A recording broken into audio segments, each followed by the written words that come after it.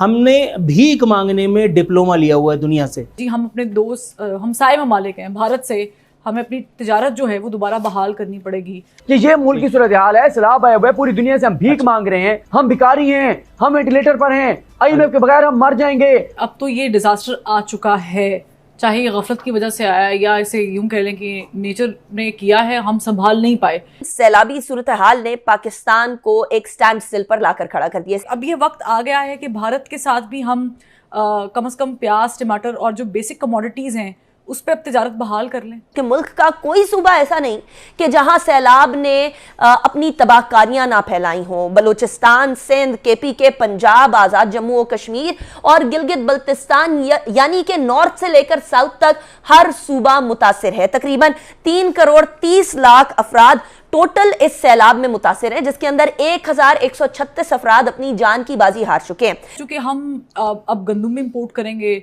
हम बाकी चीज़ें भी इंपोर्ट करेंगे और इसमें हमारे खर्चे भी बढ़ेंगे। ऐसा इकबाल साहब के बकौल कि हमें 6 साल लग सकते हैं रीहैब करने के लिए सारी सिचुएशन में, और 10 अरब डॉलर भी चाहिए। आप समझते हैं कि जो मिफ्ता इस्माइल साहब ने कल बड़े वाज़े तौर पे एक दिन में 2 दफ़ा ही कह दिया, प्रेस कॉन्फ्रेंस में भी कह दिया, निजी TV पे भी उन्होंने कह दिया कि जी हम अपने दोस्त हमसाये ममालिक हैं भारत से, हमें अपनी तिजारत जो है वो दोबारा बहाल करनी पड़ेगी। अब जो इक़्तिसादी राब्ता कमेटी का इजलास हुआ है अब से कुछ देर पहले, उसमें तो ज़ाहिर उन्होंने मंजूरी दे दी है। हम ईरान और अफगानिस्तान से टमाटर प्याज के लिए तैयार हो चुके हैं, परमिट हो चुका है।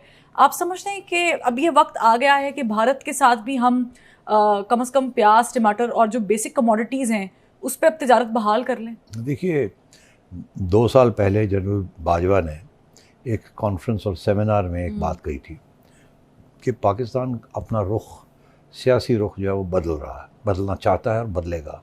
हम जियो स्ट्रैटेजी की तरफ तवज्जो नहीं देंगे, जियो इकोनॉमिक्स की तरफ तवज्जो देंगे। और उसमें उन्होंने ये कहा था कि हम अब अपने हमसाये मुल्कों के साथ नॉर्मलाइज करेंगे तल्लुकात, ताकि हम तजारत की तरफ तवज्जो दे सकें और इकोनॉमिक अपलिफ्ट अपने लोगों के लिए। और लड़ाई, जंग, जिहादवाद, इशारा ये था कि अब वो हम उधर उसको ख़त्म करने जा रहे हैं।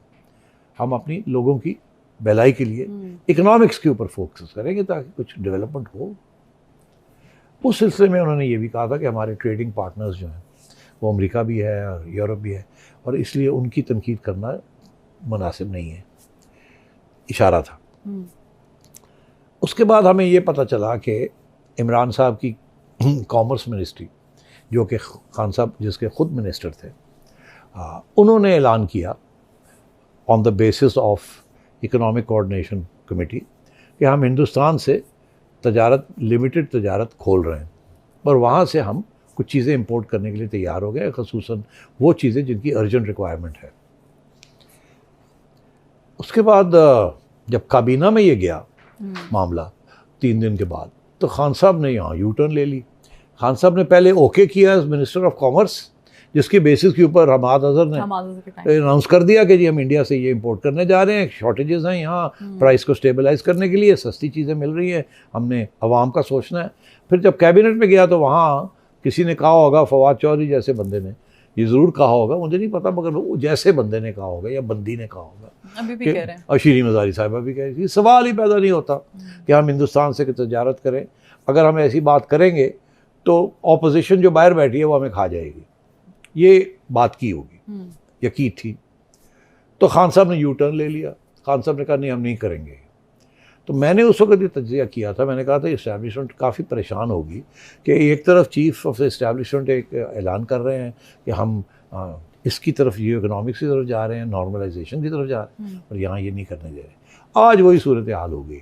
मिफ्ता इस्माइल ये कह रहे हैं कि हम सोच सकते हैं कि इंडिया से टमाटर और प्याज जो है और इस किस्म के वेजिटेबल्स जिनकी कीमतें यहाँ बढ़ गई हैं, और वहाँ से फौरी तौर से पंजाब, इंडियन पंजाब, चंडीगढ़ से मंगवा लें। अब चंडीगढ़ में आज प्याज की कीमत जो है वो 70 रुपये किलो है पाकिस्तानी, और जो टमाटर हैं वो भी कोई 90 रुपये किलो के करीब है।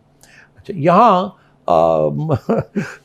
प्याज की कीमत जो है वो 400 रुपये किलो हुई हुई है और टमाटर 500 रुपये किलो पे पहुँचे हुए हैं। तो अगर आप आज वहाँ से टमाटर और प्याज मंगवा लें, बॉर्डर साथ ही है, पंजाब चंडीगढ़ साथ ही है, यकीनी तौर पे 48 घंटे के अंदर अंदर ये सारा माल यहाँ आ सकता है। सड़क है, ट्रक्स आते आ रहे हैं, जा रहे हैं, नो प्रॉब्लम, हो सकता है। अफ़गानिस्तान के लिए तजारत चल रही है, इंडिया अफ़गानिस्तान की हमारे ज़रिए, तो ये तो मसला ही कोई नहीं है। मगर नहीं, क्योंकि सियासत हो रही है इस वक्त, और वो सियासत गंदी सियासत है कि यहाँ ये कहा जा रहा है कि फवाद चौधरी साहब का आज बयान आया है कि जी अगर इन्होंने यहाँ से वेजिटेबल्स मंगवाए, या टमाटर या प्याज मंगवाए, तो हम इनको छोड़ेंगे नहीं, हम इनके पीछे पड़ जाएंगे और गद्दारी के इल्ज़ाम लगने शुरू हो जाएंगे। तो ये सिचुएशन है, ये अफसोस की बात है।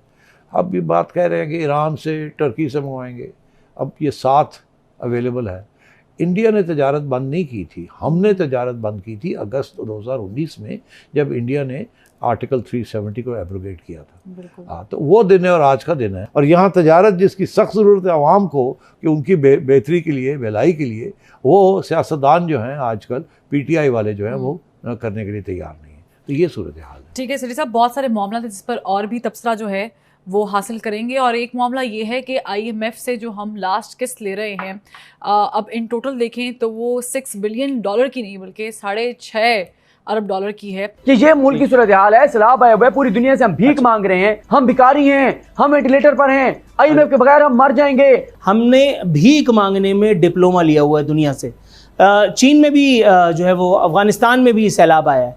मैंने तो अभी तक नहीं सुना कि किसी ने कशकोल लेकर के और दौड़ लगा दी हो आलमी बरादरी की तरफ। चीन में लोग नहीं मरते, चीन में इंसानी ज़िया नहीं होता, अफ़गानिस्तान में लोगों की ज़िंदगियाँ कीमती नहीं थी, क्या ईरान में कभी इस तरह की कुदरती आफात नहीं आती?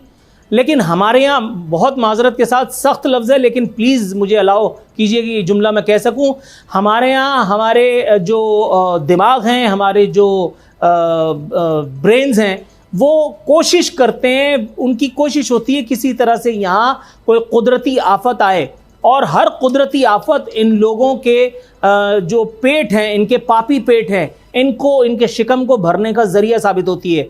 कभी यहाँ पे ज़लज़ला आता है, ज़लज़ला ज़दगान के नाम पे कारोबार शुरू होता है, कभी यहाँ पे कोई कुदरती आफत, मिसाल के तौर पे जैसे इस वक्त ये सैलाब जैसी आई हुई है, तो इसका तसलसल है। हमने एक इदारा बनाया हुआ खाने कमाने के लिए, PDMA NDMA, और इस इदारे में हो क्या रहा है? सिर्फ प्रेस रिलीजेज़। आज इतने खिलाड़ी आउट हो गए, आज इतने खिलाड़ी पवेलियन लौट गए, इतने मकानात तबाह हो गए। अबे तुम करने के लिए क्या बैठे हो? डिजास्टर मैनेजमेंट सेल के नाम पर एक इदारा था, वो कौन सा डिजास्टर मैनेज कर रहा है? जरा ये तो पता चलाए ना आप। यहाँ हर हुकूमत सिर्फ पिछली हुकूमत को कोस के, हर जमात दूसरी जमात के गले में फंदा बांध करके और अपने जो है वो चने भुनाने की कोशिश कर रही है, इसलिए ये सब कुछ है। और हम लोग इतने अच्छे लोग हैं कि हम नेकियों और बदी में तसलसल रखते हैं, हम दोनों को बैलेंस करके चलते हैं। इसीलिए एक तरफ हम सदका खैरात करते हैं और दूसरी तरफ हम मुनाफाखोरी से बाज नहीं आते।